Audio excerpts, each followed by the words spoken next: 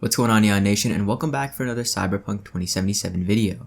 As you guys probably know by now, Cyberpunk 2077's 25-minute gameplay footage is layered with detail, and so today we'll be going over 77 or so things that you guys missed. Without further ado, let's go through it. First up, let's jump into our favorite part, the gameplay section. As we make our way to a Maelstrom hideout on the edge of the city, we see a new ad. This says, "Sweet clean speed because life is too short to be slow."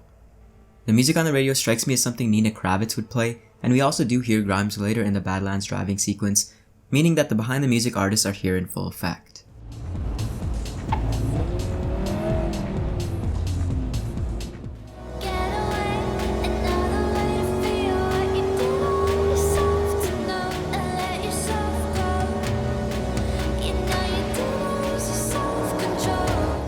Our controls are finally shown on the bottom right corner using the Xbox controller.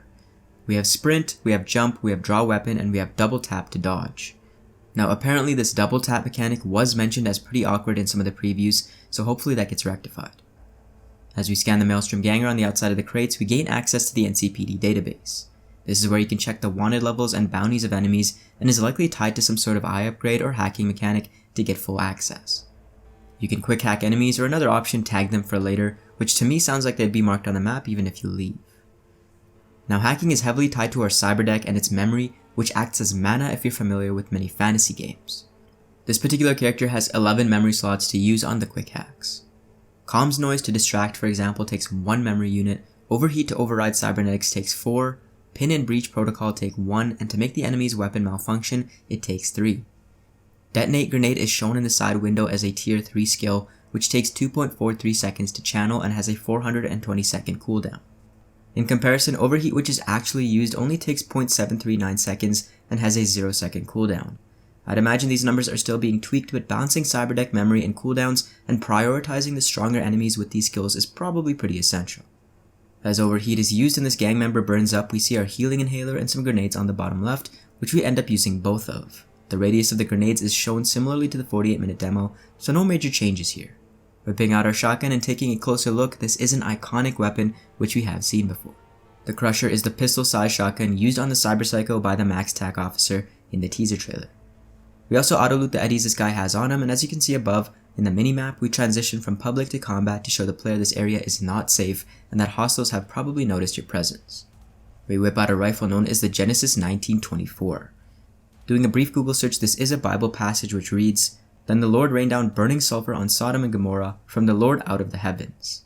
We end up killing the leader and we get a boost to our stats and levels. A little further on, there is one more baddie, so we whip out our Mantis Plates, where it appears we can have a fast attack, a strong attack, and the ability to block. Killing the final Maelstromer, there is a brief frame where we can loot her as she has a Constitutional Arms Unity, which is likely this pistol, an X-22 flashbang grenade which we pick up, along with a frag grenade. There are likely more variants and styles of grenades, as the lore had some pretty interesting ones that I would absolutely love to see in 2077. Now this whole sequence was to rescue a monk who are in general against implantation, but were being forced to receive cyberware at the hands of the Maelstrom. As we've seen in the 48-minute demo and some screenshots, it seems like monks are big targets in this world for forcibly undergoing implantation, a stark contrast to the harvesting of cybernetics and organs by the scavengers. Moving on, we have the brief street kid life path beginning. At 6:29, we see a timed sequence to gun it as Jackie holds us up because he wants the car you're stealing to himself. Time sequences are pretty common occurrences, and this is something I really wanted more from in The Witcher 3, so it's very nice to see it become more prevalent. Officer Stintz looks like a familiar face, and for those who don't recognize him, he's reminiscent of Gontro Dim, aka Master Mirror from The Witcher 3 expansion, Hearts of Stone. In an interview, lead quest designer Pablo Sasko was asked why Stintz looks like O'Dim, to which he responded along the lines of, "You'll have to wait and see." The corporate we're stealing from is from Arasaka, and we can see his interestingly designed bodyguards in the back. A famous weapon from the lore, the Excalibur Nightstick, a mix between a baton and a taser, is used on V and Wells as the clip ends. Next, the only notable thing to mention from the brain dance scene with Judy is some of her tattoos. We've mentioned her shark with a turret strapped to its head in a prior video, but looking closely at the lyrics on her arm, we see that this is a Radiohead song. Again, a little detail, but a very cool Easter egg. Moving on, we have our drive into the Afterlife Bar. We see El Coyote Coyo in the background, the bar in which the Street Kid life path option begins. Check out the work CDPR has done on the city when compared to the 48-minute demo. As we round the bend, we have an interesting indicator which might be a storage unit of some sort or an ATM to withdraw funds. We also have a tourist information booth. Now this is important due to the subway system being scrapped. With the subway system no longer acting as fast travel, we'll be using these tourist information booths as our means of warping from point A to point B that will be unlocked via progression. Jackie's on the phone with his concerned mom, who, if you don't know, made Jackie leave his former gang, the Valentinos, because she found out he was a member. We see our first LifePath exclusive dialogue option in the form of the Nomad. As Jackie walks down to the bar, we see a couple posters, with one we actually haven't seen before. This is a movie called The Dark Places, and this might be a bit of a stretch, but I think I can make out a clown's face on the right side of this building. This may be an indication that the bozos are present, at least in media in the world. Walking up to the bouncer, we see his eyes go from blue to red. Blue might indicate he's hacking us to check if we're lying in the 48-minute demo, where we were subjected to a lie detector test, and red indicates that he's calling Dexter Deshawn for confirmation on V and Jackie having a meeting with him. As we enter the afterlife, we see a full chrome woman talking about Kang Tao's seaside resort in Cape Town.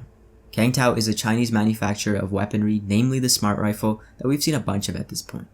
There's also a group talking about synth coke, which was a drug in the lore that we now know is present in 2077, and joy toys, which are prostitutes that have been augmented to suit the needs of whoever is hiring said joy toy.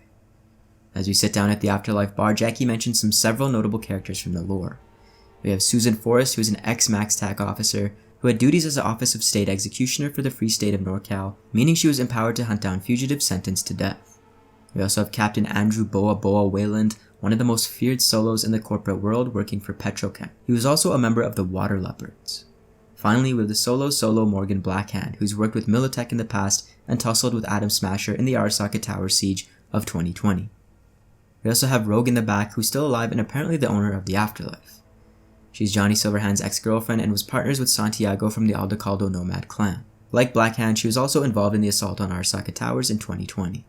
There is a drink called the Johnny Silverhand, which Jackie and V order, which is a tequila old-fashioned with a splash of beer and a chili garnish.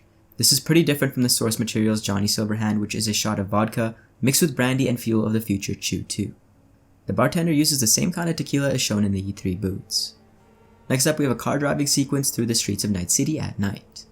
Car controls on the right include a handbrake, switching the camera from third person to first person, turning on and off the radio, exiting the vehicle, and a unique option called combat mode. It seems like a lot of vehicles in Night City have a protective shield that can cover the windshield and windows, so maybe this is what it means. Ads for braindance cabins, which are likely individual booths or rooms for braindancing, and the Delamain Combat Cab Taxi ad are seen here for the first time.